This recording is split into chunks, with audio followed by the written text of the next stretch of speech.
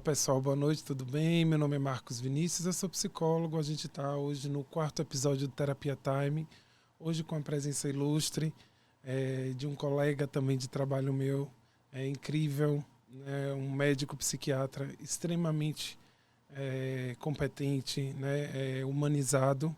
Eu vou pedir para que ele se apresente, o nome dele, né? Aí, doutor Eduardo apareceu, né? Com essa agenda maluca conseguimos, né? Até que enfim. Verdade, Marcos. Primeiro eu te agradeço o convite de estar aqui falando sobre saúde mental.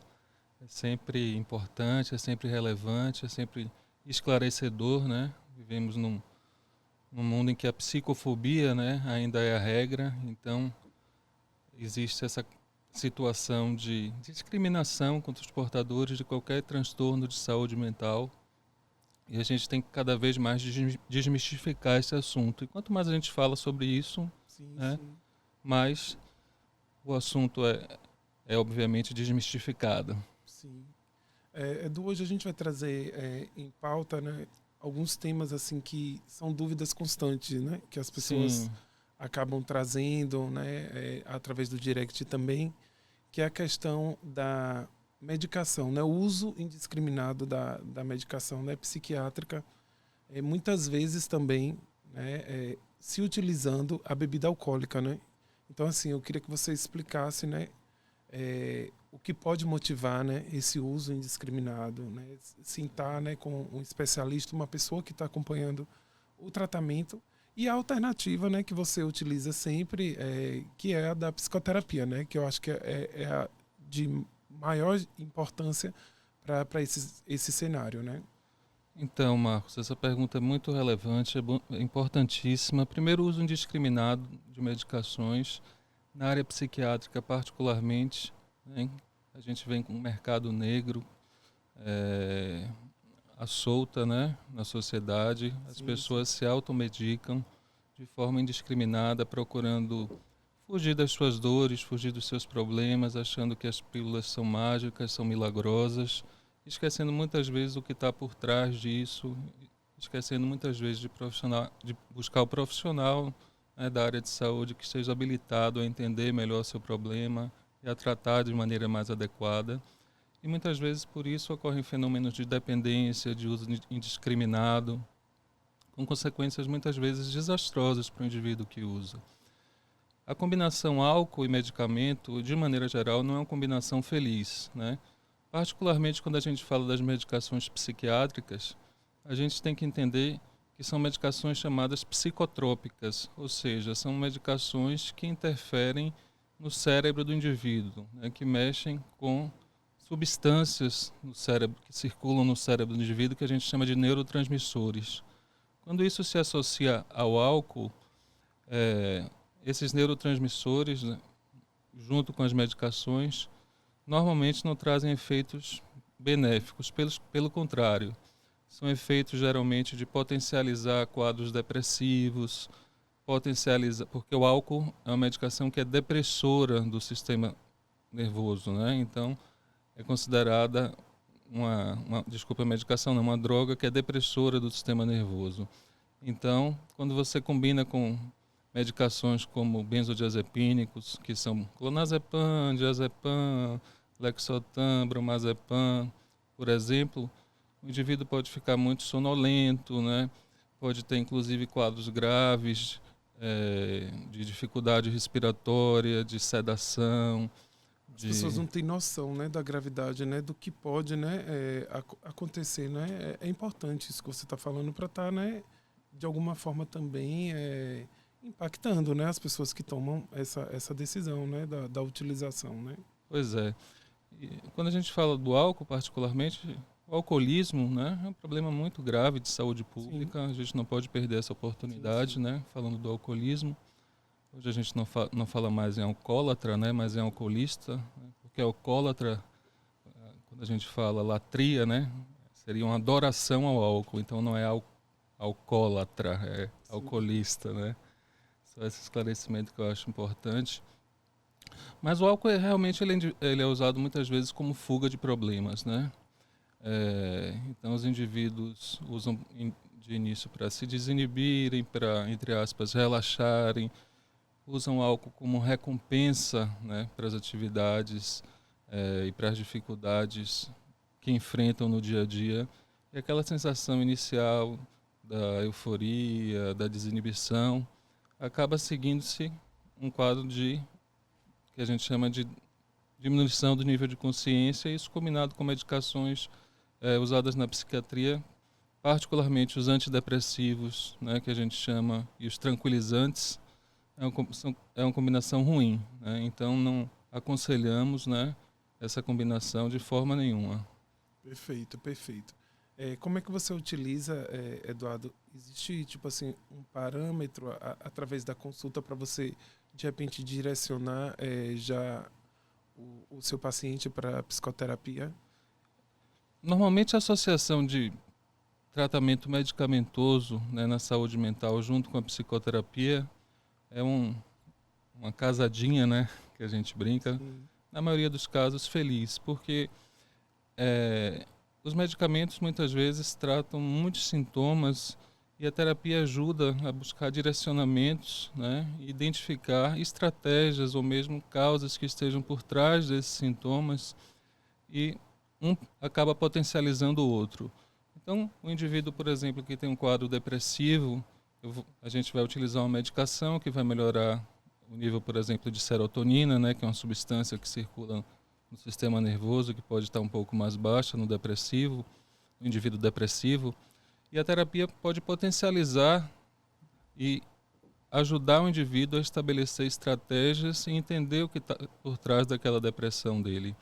A gente sabe que na saúde mental, as doenças, de maneira geral, são consideradas biopsicossociais. Então, tem um componente biológico, né, que obviamente é da doença em si, né, e aí a gente fala dessas substâncias que circulam no cérebro, que aqui a gente chama de neurotransmissores, mas tem também o componente psíquico do paciente, o que é que ele viveu, as vivências, o que está recalcado, o que precisa ser trabalhado, o que precisa ser entendido melhor, as estratégias de enfrentamento psíquico que precisam ser fortalecidas, e aí entra o papel da psicoterapia. E, claro, um ambiente social, muitas vezes, pode contribuir ou não para a melhoria do paciente.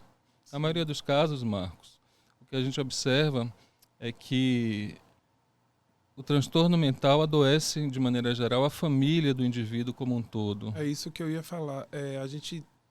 Nós, né, que trabalhamos com isso no dia a dia, a gente percebe a importância, né, de Sim, fato, da presença, né, do familiar nesse movimento, né, de estar abraçando, e outros, né, que a gente sabe, né, que tem muitos que abandonam, não dão conta, não é fácil, a gente sabe, né, trabalhar com pacientes psicóticos também não é uma tarefa fácil, mas assim, era sobre isso também que eu queria dar um gancho para que você falasse dessa importância, né, e dessa responsabilidade da família, de fato, chegar junto nesse movimento, né? então, é exatamente isso que você está falando. Como as doenças que envolvem as relações do indivíduo como um todo, então envolve geralmente as relações sociais, as relações afetivas, as relações de trabalho, as relações familiares. O indivíduo que tem um transtorno mental, ele normalmente apresenta duas características, que é a perda da sua funcionalidade em algum grau e um sofrimento psíquico. Isso, obviamente, acaba impactando na família como um todo. Então, ter uma estrutura familiar consistente, sólida, um ambiente afetivo, de compreensão da doença, de compreensão de que muitas vezes aquele indivíduo não é fraco, não está fingindo, mas está realmente passando por um momento de que precisa ser ajudado, e muitas vezes a família também precisa ser ajudada a entender, e eu acho que a melhor forma é a educação, né? Então a Sim, família sim. entender o que está acontecendo com aquele indivíduo, e cada um dentro da sua individualidade desse núcleo familiar identificar se precisa também de ajuda ou não. E aí acho que a psicoterapia entra também não só para o indivíduo, mas para fortalecer aqueles que estão ao lado daquele indivíduo que é o núcleo, né, do sofrimento maior nesse Sim, contexto familiar. perfeito, perfeito. É um assunto, né, que eu acho que é um dos mais comentados atualmente, né, em rede social, e que está vindo à tona, é a questão do TDAH, né? Sim, É um assunto que volta e meia as pessoas é, solicitam, Marcos fala sobre isso, precisamos falar. E falar também da questão do diagnóstico, né? Que acaba confundindo, né? De repente até com uma ansiedade, né? Então, assim, eu queria que você explicasse e como, né? Perceber que de repente, né? O TDAH está ali presente e que precisa desse auxílio, né? Tanto da psiquiatria, né? Quanto da psicoterapia. Ótimo falar nesse assunto, Marcos, porque o TDAH, que é o transtorno do déficit de atenção e hiperatividade, é um transtorno psíquico, né? Dentre os vários, e que geralmente ele é diagnosticado na criança e no adolescente, ele aparece nessa fase de vida. Pode muitas vezes só ser diagnosticado no adulto, mas também ele pode aparecer no adulto. Então, era uma criança e um adolescente que não tinham TDAH e passam a ter. Para se diagnosticar TDAH, você precisa pensar na possibilidade daquele indivíduo ter TDAH. Quais são os principais sintomas? Então, quando é que o indivíduo pensa, quando é que a gente pensa que o indivíduo pode ter TDAH? O que chama atenção, na maioria das vezes, é a dificuldade de foco, realmente, de concentração. É um indivíduo que muitas vezes não consegue finalizar as tarefas, ocupa-se de muitas coisas ao mesmo tempo e não consegue finalizar, terminar nenhuma delas. A desatenção é um sintoma muito presente, então... A irritabilidade também, né? Sim, e aí vem com a irritabilidade e o quadro da hiperatividade. A irritabilidade muitas vezes vem com agitação, a inquietação, que às vezes o indivíduo não sabe exatamente identificar de onde vem. Então eu acho que o TDAH ele não está sendo hiperdiagnosticado como a mídia tem trazido. O que eu acho é que está se fazendo uso inadequado das medicações que se usa para o TDAH, que é uma questão completamente diferente. Perfeito, perfeito. E assim, o quanto impacta, né? Por exemplo, uma pessoa que está passando por esse processo, por esse movimento, né? Do TDAH no trabalho, né? Através dos seus relatos de paciente, você, né, pode, né, dar exemplos e falar a respeito disso, de como impacta, né, na vida, seja, né, no trabalho, a vida social, enfim, até em relacionamento mesmo, né, enfim. Muito, né? O indivíduo com TDAH não tratado é um indivíduo disfuncional na maioria das vezes, né? Ele faz um esforço muito grande. O que ele consegue alcançar é às custas de muito gasto energético, psíquico e físico mesmo, quando consegue. Então são indivíduos que têm geralmente dificuldades no trabalho, nas relações no ambiente de trabalho, que são cobrados excessivamente, se sentem muitas vezes culpados por não dar conta das questões, não conseguem realmente se concentrar, manter o foco, né? Ou precisam estar muito atentos, precisam estar muito conscientes, muito ligados o tempo todo para que esse foco seja mantido. Isso traz junto irritabilidade, traz junto ansiedade, outros sintomas, né, que fazem parte desse contexto. Mas o indivíduo, o paciente com TDAH, ele é geralmente um indivíduo que perde a sua capacidade funcional plena, né? Sim. Então precisa ser realmente diagnosticado e tratado da maneira adequada. E aí entra a combinação, né, que é de medicações específicas, né, que mexe com as substâncias do cérebro, basicamente dopamina e noradrenalina, né, que são dois neurotransmissores importantes que estão alterados no TDAH. E a psicoterapia é fundamental para o indivíduo entender e elaborar melhor as estratégias para lidar e enfrentar, né, com o dia a dia, como você citou anteriormente, já que impacta em todos os âmbitos de relação, né? E aí volto de novo às questões das relações sociais, afetivas, laborais, né, de trabalho, familiares. Então, é um indivíduo que é visto muitas vezes como desatento, preguiçoso, desleixado, desligado. E, na verdade, ele precisa ser identificado como um indivíduo que precisa ser tratado, que pode melhorar bastante a sua funcionalidade, né? E a terapia, junto com o tratamento medicamentoso, é uma indicação muito importante para o TDAH. Sim. Eduardo, outra utilização, né, que acaba que as pessoas estão utilizando muito é medicação para dormir, né? Sim. Quais são as estratégias que você, né, de repente utiliza para que essas pessoas, né, tenham um desmame, né? Porque tem gente que realmente acaba que nenhuma medicação está dando conta mais, né? Aumenta, né, consideravelmente essa utilização também, que é algo, né, que pode, né, tornar o problema bem maior. Então, queria que você falasse a respeito disso também. Então, o sono, né? Cerca de 70 a 80% dos indivíduos que têm algum transtorno psíquico impacta no sono. Então, a primeira coisa para o indivíduo dormir, né? Ou a primeira coisa para se identificar o distúrbio do sono é tentar entender o que é que está causando esse distúrbio. A maioria das medicações, elas tentam induzir o sono, mas é fundamental que o profissional que esteja lidando com esse indivíduo busque as causas da insônia, né? Então, é um indivíduo que tem, por exemplo, pensamentos intrusivos, pensamentos que ficam o tempo todo acelerados e que não consegue relaxar para dormir. É um indivíduo que dorme e acorda várias vezes durante a noite. É um indivíduo que tem outros problemas clínicos que atrapalham o sono. Então, essa questão dos distúrbios do sono, a gente trata muitas vezes, né, de maneira até inadequada, tentando induzir o sono sem buscar a causa desse distúrbio. Então, eu acho que o primeiro grande passo é esse. E aí tem uma gama de medicações, né, que a gente chama de hipnóticos, né, ou seja, indutores do sono, junto com os tranquilizantes. E a maioria dessas medicações tem causado quadros graves de dependência, que os indivíduos precisam usar doses cada vez maiores, né, tornam-se dependentes dessas substâncias para dormir. Às vezes isso serve como muleta, então tem pacientes que chegam desesperados até no consultório porque acabou a medicação X ou Y. Isso é comum, né? A gente observa bastante isso, né? Muito, muito comum.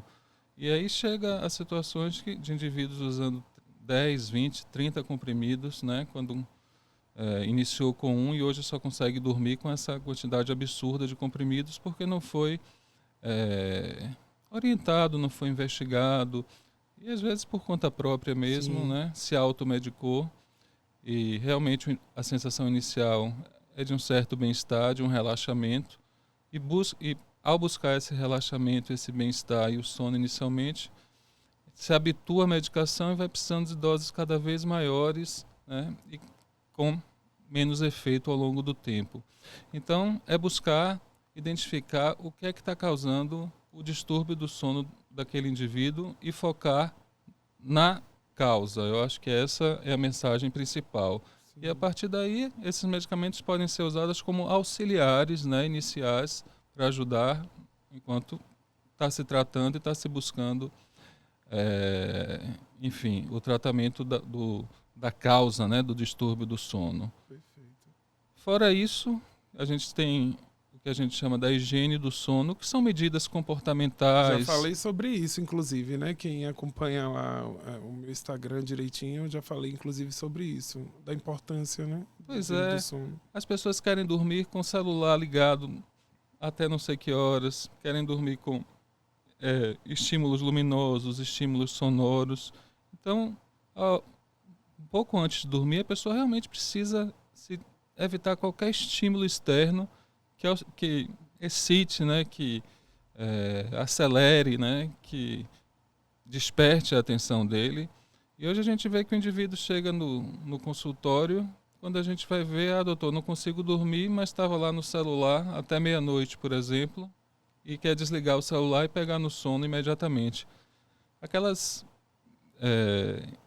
vistas, né, no celular, o que ele estava usando, o que ele estava visualizando, fica ali no pensamento dele, precisa de um tempo para aquilo ser, digamos assim, metabolizado, para ser depurado, para aí sim acontecer o relaxamento, a liberação dos hormônios do sono. Enquanto o indivíduo está utilizando esses instrumentos, está sob esses estímulos sonoros, luminosos de atenção, não estão sendo liberados os hormônios, né, que induzem o sono. Sim. Outra coisa, Dado, que eu queria que você falasse é essa questão. Já funcionou com você, por exemplo, a diminuição de uma determinada medicação para um paciente e a utilização da psicoterapia ir dando conta junto com a medicação? Por exemplo, ele tinha um aumento considerável, né, da medicação e diminuiu junto com psicoterapia conseguiu andar? Então, esses indivíduos que são dependentes de medicações para dormir, eles precisam realmente de uma abordagem multidisciplinar de fato, né? O desmame que a gente chama, ou seja, a redução da medicação, vem através de estratégias médicas, mas é fundamental que a psicoterapia caminhe junto, né, para que esse indivíduo entenda que vai ser um processo longo, vai ser um processo por vezes doloroso, e que a dor e a dificuldade fazem parte da vida do ser humano. E aí eu acho que a psicoterapia pode ajudar o indivíduo a ter uma maturidade psíquica, né, para lidar com esses sentimentos que são normais e que são até necessários para que o indivíduo sobreviva. Sim, perfeito. Outra coisa, assim, Eduardo, que o pessoal gostaria, né, que falasse, Sim. é sobre a questão da dificuldade e do preconceito que as pessoas ainda têm, né? De, tipo assim, procurar uma ajuda, tanto da psicologia, né, da psicoterapia e da psiquiatria, né? Durante muito tempo teve esse estigma, né, que as pessoas utilizam de que você utilizar tanto a psicoterapia como a psiquiatria, que você é louco, né, uma pessoa, né, totalmente desnorteada. Então, assim, qual seria a importância, né, e a necessidade de você falar sobre isso para que as pessoas mudem esse olhar, né, e de fato assumam, porque eu acho que também você assumir é algo que é muito importante, né, para que você consiga entrar nesse portal, né, que é o tratamento mesmo. Então, assim, é importante, né, que você fale sobre isso e que acabe de fato, né, esse preconceito, né, em relação à saúde mental, a tratar, né, que aumentou, inclusive, né, depois da pandemia, esse número considerável, né, de problemas com saúde mental. Sim, eu acho que, Marcos, os transtornos mentais ao longo da história, né, são transtornos que sempre foram vistos como associados a sensações místicas, pessoas amaldiçoadas relacionadas à bruxaria. Então, por conta disso, os loucos, né, e aí falando nesse sentido, sempre foram vistos como pessoas que incorporavam o mal. Sim. E por conta né, de todo esse processo histórico, cultural, a sociedade como um todo ainda vê o transtorno mental como uma doença diferente, como uma doença que precisa ser escondida, como uma doença que não pode ser falada, e a gente dá um nome para isso de psicofobia. É natural que um paciente que tenha diabetes use a medicação para o diabetes, é natural que o paciente que tem hipertensão use a medicação. Então a gente tem que naturalizar o transtorno mental, né? Tem que desmistificar essa questão de que tem transtorno mental é uma pessoa mais fraca ou é uma pessoa que não goza das suas faculdades mentais da forma adequada. Não, são transtornos que muitas vezes são tratados, curados, né, resolvidos. E eu acho que o que mais pode beneficiar nesse processo é realmente a educação, né? Se falar nisso, a gente está fazendo isso que a gente está fazendo agora, falar abertamente, falar verdadeiramente, com sinceridade, né? Sobre isso. Os profissionais de saúde mental procurarem educar a população em cada consulta para que esse indivíduo primeiro perca o estigma dele mesmo estar sendo tratado e a partir daí ele ser um propagador, né, para outras pessoas e fazer assim um ciclo positivo, né, nesse sentido de disseminar informações benéficas, informações instrutivas, né, de que ter transtorno mental não é demérito nenhum, né? Sim. Então acho que o caminho realmente passa muito pela educação e pela conscientização. Perfeito. E qual seria o seu conselho para quem, né, de fato agora, né, com esse bate-papo, essa conversa, né, que a gente teve aqui, para que você, né, enquanto conselho, enquanto, né, psiquiatra, né, falar da importância, né, porque assim não adianta, né, você está efetuando sua consulta ali com o psiquiatra e de fato a sua psicoterapia não está ali andando, Sim. né, se a sua medicação não está, né, sendo conduzida da maneira, né, que o seu psiquiatra está conduzindo.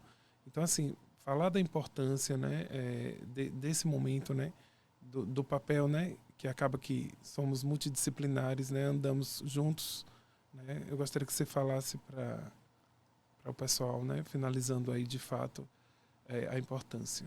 Então, dentre os transtornos, né, dentre as doenças, né, que obviamente a área de saúde nos apresenta, o transtorno mental é uma das que mais precisa de uma abordagem de fato de múltiplos profissionais. A combinação psiquiatria-psicoterapia, quando bem estruturada, quando bem construída, quando bem entendida pelo paciente, normalmente traz melhores resultados do que abordagens individualizadas e no sentido de apenas medicação, né, que é muitas vezes feita pelo psiquiatra.